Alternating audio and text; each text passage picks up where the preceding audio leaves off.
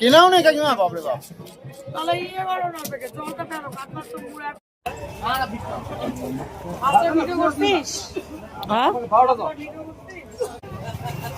শাক কি শাক? ও এইসব মেথি শাক নাও না, আলাদা ভাবে ভাজা খেতে ভালো লাগে। মেথি শাকের মুঠা কত করে দিচ্ছিস? 30 টাকা জোড়া, চারাটি 50। 30 টাকা জোড়া। শাক নিলেও আজকে করবো না তো, দে। এটা কিসের শাক? মৌরি। মৌরি 50 টাকা কমই, জোড়া 30 টাকা আছে। পালং কেজি 40 টাকা। পালং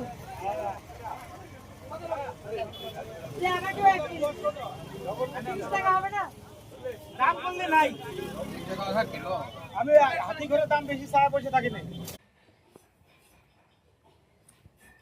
ওই লঙ্কার আচারটা যে করেছিলাম তোমাদেরকে যে দেখালাম, সেই আচারের মধ্যে টক টক লাগে না, শুধু ঝাল ঝাল লাগে।